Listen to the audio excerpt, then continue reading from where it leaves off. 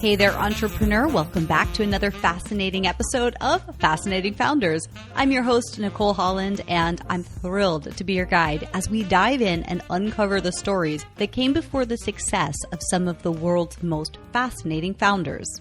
Hailing from a multitude of industries and socioeconomic starts, you're going to learn what's made these fascinating men and women realize their dreams from an inspired idea to millions in revenue, disrupting, innovating, and impacting humanity for the better. Today's episode is brought to you in part by Podcasting Goldmine. Are you reaching and converting your ideal buyers through podcasts yet? You'd better believe that your competition is. The podcast industry is exploding right now, with billions of dollars being poured into it and well over 1 million active podcasts in the directories.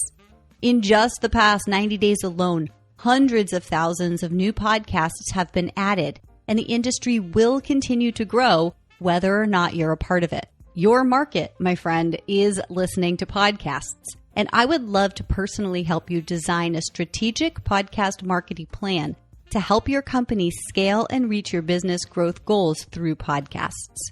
From getting you featured as the expert guest on premium podcasts that your ideal buyers are already listening to designing and launching a profitable podcast for your company, to show sponsorship and advertising. Podcasting for business growth is totally my jam. If you're ready to take a serious look at how you can effectively leverage podcasts for business growth, visit podcastinggoldmine.com and request a complimentary consultation for us to explore how we can make podcasts work for you. Again, that URL is podcastinggoldmine.com. Now, you never know what we're going to get into on an episode of Fascinating Founders. So get your notebook ready, cozy up with a great cup of joe, and let's dive into another inspiring journey with today's guest. Today, I'm super excited to be speaking with my friend Chandler Bolt. He's the CEO of Self-Publishing School, selfpublishing.com, and the author of 6 best-selling books, including his most recent book titled Publish. Self-Publishing School is an Inc. 5000 company, the last 2 years in a row as one of the 5,000 fastest growing private companies in the U.S. And we just had a little chat before recording. He's up to some really, really cool stuff. His company is innovative. It's moving forward. And I am especially excited to speak with him here today on Fascinating Founders because I've had the honor over the past 5 years of watching this young man go from, he was already on track. He already had a couple of best-selling books. He had already started Self-Publishing School. But the meteoric rise that he has had in the past 5 years is so inspiring and exciting. And so it's such a pleasure to have him here today. Welcome, Chandler. Nicole, great to be here. Thank you so much for having me. You are so welcome. So as we're about to get going, just want to bring everybody kind of up to speed. What is Self-Publishing School? What is it that you do? Yeah. So Self-Publishing School, we're an online education company, and we help people write and publish books and use those books to grow your business. Our kind of our bread and butter is taking people from idea to published in as little as 90 days. Typically, students take 3 to 9 months. It's kind of like on average, but help people get the book done, publish it successfully, and then most importantly, use the book to grow your business. Amazing. And so I know a bit about your backstory, and I want my listeners to get that as well. But what I'd like to do before we talk about that sort of pivotal moment where you realized that you needed to write a book, I would love to go back further to where you were very young and ask you, what was the first time that you recognized a desire to be an entrepreneur, if you did? Oh, yeah. I mean, I ran all kinds of businesses in high school and in college, and then dropped out of college to run Self-Publishing School. Probably one of the first times, at least this is my mom's favorite story, is she sent me off to scout camp because I was in the Boy Scouts. And she sent me with all these snacks and refreshments and all this stuff. And I came back with all this money and a switchblade knife. And I had sold all the snacks and refreshments and made some money and got a cool knife. And so it was like, that was one of the, I think the early times where I think she probably realized a little bit, and maybe myself as well, that I just liked doing that sort of thing and really kickstarted. I mean, I saw what she did as a realtor and what my dad did running a small construction company. We're kind of from the middle of nowhere. But I saw that, and I think subconsciously you see when your parents can come to your t-ball practices, your parents can do all the things that your friends' parents can't because they have to work. I think subconsciously that starts spinning in your head and you think, okay, I want to do that one day. Very cool. Well, let's take us up to where the book came into being. Give us a little bit about that, and then we can talk about how self-publishing school itself evolved, if you don't mind. Yeah. So, I mean, the book came from, I felt like I had some things I had learned the hard way that I wanted to share with other people. And so the message is something I wanted to share. And it just so happened that the mechanism was the book. And I'm a C-level English student, college dropout, by no means was good at or enjoyed writing, but I knew that I wanted to share this message. And so I think that was the impetus of doing the book. And then we did the book, and then it was way more successful than we thought it would be as I was dropping out of school. Then I did another book with my brother. That was a charity project. And so did that, raising money for charity. And then people started asking all these questions about writing and publishing books. And kind of one of those things where people can only smack you in the face so many times before you turn around and look. And then you turn around and look and there's all these people there. It started as I would have these one-off conversations, just an hour. Hey, here's everything I know. I hope this helps. Good luck, for free, just to be a nice person. And then finally you have enough of those conversations and then you realize, shoot, I should be charging for this. And I'm working on a business that's totally failing. Meanwhile, everyone's asking about books. So why don't I do that? And then did that, got our first cohort of students, 44 students in the beta program. That went really well. When was that? That was in 2014. And then we did the beta, it was called Best-Selling Book System. And then those 44 people did really well. And so then I believed, okay, I can now prove that I can do this with others. And replicate this success with other people. So that gave me the confidence and kind of wind behind my sails that I needed to personally feel really good about it and passionate and like, all right, let's do this. And then we launched self-publishing school in February of 2015. And then that's when we started getting more students. And then it's just kind of been off to the races since then. I mean, it's definitely been a roller coaster ride with a lot of fun times, a lot of crazy times, a lot of lessons learned, a lot of failure, but that's one of our core values: fail fast, fail forward, fail often. So I believe that some of the best learning and the fastest way to learn is to fail. And if you're afraid to fail, then you're probably not going to learn. Amazing. And so now where are you in terms of size? How many people are working for you? Yeah, we've got about 30 full-time employees. We'll probably do about 8 million this year. And we've been on Inc. 5000 the last couple years in a row. So one of the 5,000 fastest growing private companies in America, and one of the only publishing companies that's on that list for sure. From a third party position, just seeing your growth, it's been so fantastic. I've really enjoyed watching this. So let's go back a little bit, talking about failing. Yeah. What was that company you were working on that was not successful when you realized, wait a minute, why am I? And I had an interest. It's like I had that kind of very similar thing where I was trying to do this one thing and people kept going, hey, can you do this podcast guesting thing for me? Can you do this? Can you do this? And I'd be like, no, I don't do that. I do this. And then one day I'm like, what am I thinking? What am I doing? Like maybe I should do that. Yeah. Yeah. For me, it was, I wrote this book called The Productive Person. It was all about productivity hacks for entrepreneurs. That was the first book that did really well. And so we said, all right, well, let's just make a productivity course. And we followed all of the traditional advice, and it just totally flopped. And the thing I realized looking back, because now we have course building for authors, so we help people turn their book into a course, or create a course on the back of their book. And the thing I realized is that I built a program that nobody wanted because I didn't try to sell it first. So the thing we always recommend for people is sell, then build. And so if you sell it, that's people voting with their wallet that they care about this thing, and then you can build it. And so to this day, I don't even know if we've sold one copy of that course. It's not an active thing. But I mean, we spent probably 15 grand in months of our life trying to build that. And then we did the opposite way, which did work, which was pre-selling and then building what ultimately became self-publishing school. Amazing. And that's really how what was the first book? I'm at a loss now. book launch or the No, productive I think it person. was Yeah. book launch. Was that the first one after productive person and your personal Yeah, project? kind of. I mean, it was a meandering road. There was 6 of them in like 3 years, so it kind of all blurs together. But yeah, like one of the big first ones was for self-publishing school was book launch. Like I launched that in January of 2015, and then we launched self-publishing school in February of 2015. And so that was what kind of kickstarted everything. Brilliant. And I think it was that which just was mind blowing at the time. I was like, oh my gosh, makes this so simple. Like you just broke down literally, like, here's what I'm doing. And I'm just talking into the mic and Yeah. I'm just, doing this. And it was like, wow, things can really be so much easier. And obviously, your system has gotten much more sophisticated over the years.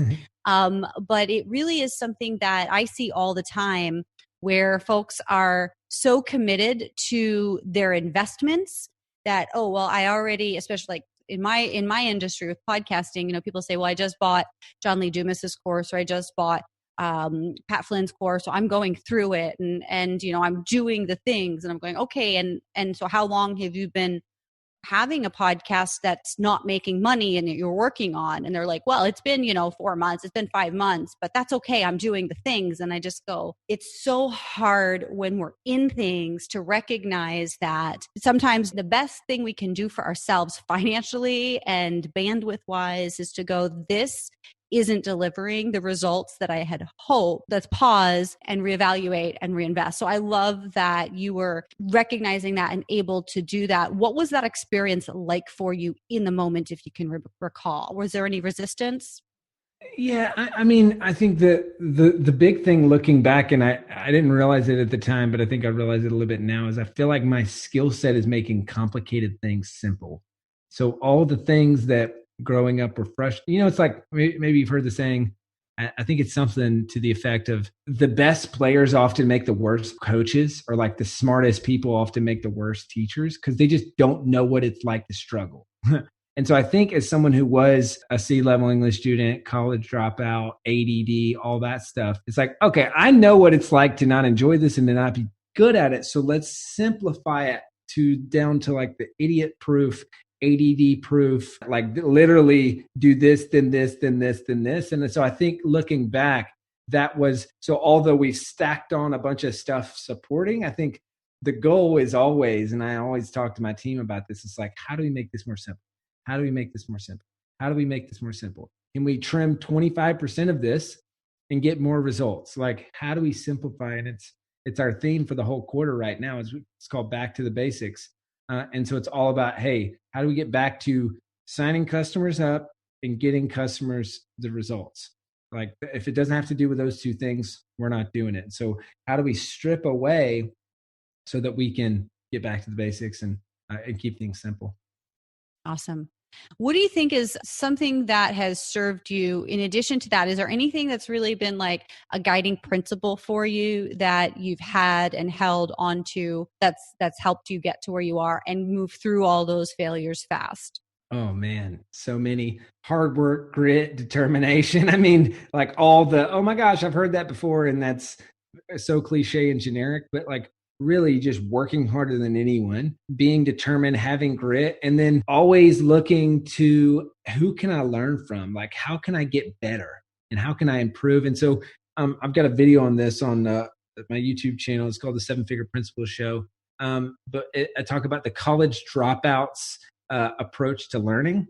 And so I think the big thing for me was that I dropped out of school, but I acted as if I was still in it. And so I remember just thinking to myself, okay, I've got 2 more years left in school and I would have spent X amount of money. So what if I attacked with that same level of learning and discipline and rigor towards learning, and then also financially investing in conferences and courses and books and all that stuff? And like, okay, I've dropped out of school, but how do I take the college dropouts approach to learning? So good. In this short amount of time, like, you've just boom, boom, boom, like all these bombs have dropped. I'm really excited about that and to share that with everyone. I would love to, before we wrap up, is there anything that I haven't asked you about that you think is really foundational or fundamental to your founder's journey that you'd like to share with us as sort of a words of wisdom?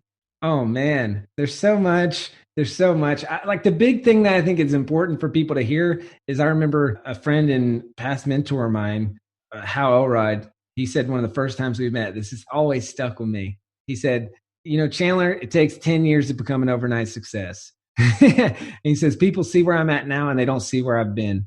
And so I think that's super important. It's very easy to compare and to look where people are at and forget where they've been. Or it's like it's the iceberg theory, right? You see the tip of the iceberg, you don't see all the stuff that's below the surface. And so wherever you're on your journey, I think it's super important not to get frustrated and not to give up too early. Like I see this, whether you're an entrepreneur, whether you're like, I see this with people that come to work at self-publishing school. Like I think people have too short of a lens or short of a timeline. So they're like, I got to do this in 3 months, or I got to do this in 6 months, or like, I'm going to invest in this thing. It's got to pay off like immediately, or like, I got to get promoted immediately, or I got to make $1 million immediately, like all these things. And I think people don't take a long enough approach. And looking back, I'm like, there's so many instances where I fell into that trap because I'd see people around me being more successful by taking shortcuts. And then I'd think all of a sudden, like, I don't know, maybe I should do that.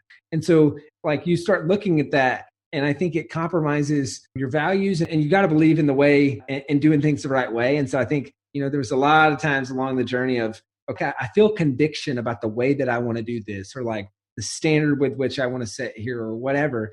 But then you look around and you're like, well, no one else is really doing that. So it feels like it gives you permission to lower the standard. That's another one of our core values, self-publishing school, best is the standard. So we're always talking about like, hey, how can we raise the standard and be the best in everything that we choose to focus on? So that, and don't have a business partner.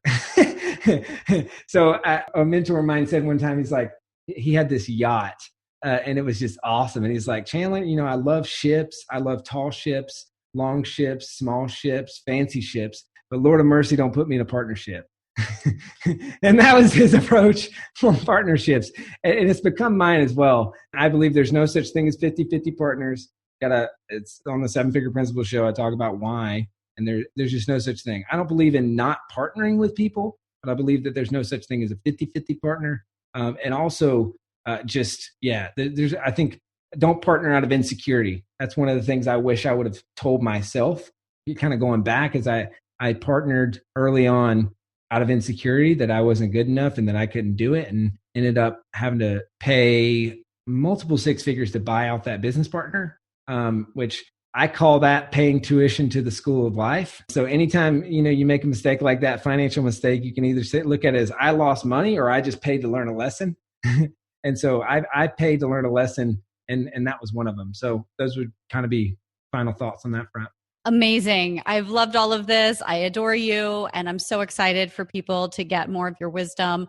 What's the best way for people to reach out? What do you want them to do if they want to get into your circle and learn more from you? Yeah. So I don't really have social media. I'm on Facebook. That's it. But if you want to learn more about self-publishing school, kind of one of the best places to go, we got it's a post on how to write a book, and it's like kind of drop the mic. There's a book outline template generator there. It's really, really solid. You can get a free copy of my book published. There's a webinar training. Like that's the main place to start.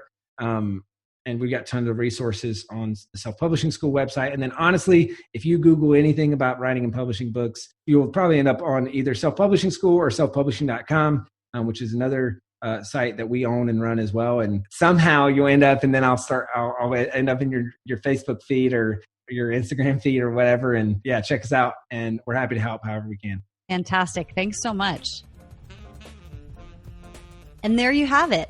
Thanks again for tuning in. I do realize that there are about a million other things you could have been doing over the past half hour, and the fact that you chose to spend it listening to this podcast means the world to me. I would love to know what your biggest takeaway from today's episode was, so feel free to send it on social, tagging me at the Nicole Holland on Facebook or Instagram, or send me a message from my website, fascinatingfounders.com. You'll also find show notes with the transcript from this and all other past and future podcast episodes on the website. That URL once more is fascinatingfounders.com. Thanks to my Podcasting Goldmine team for the production of today's episode, and a special shout out to Effie Ceruti for composing the intro and outro music for this season. If you're looking for custom composed music for your own podcast or any other aspect of strategy, design, or production for your existing or new podcast, the Podcasting Goldmine team can help. Give us a ring at 218-GET-SEEN or contact us through the website for a custom quote. And once again, if you are ready to explore effectively leveraging podcasts for business growth, visit podcastinggoldmine.com and request a complimentary consultation to explore making podcasts work for you. Again, that URL is podcastinggoldmine.com. Coming up on Fascinating Founders, I'm excited to introduce you to more fascinating men and women who've taken their inspired idea and against all odds have grown it into a multi-million or billion-dollar enterprise.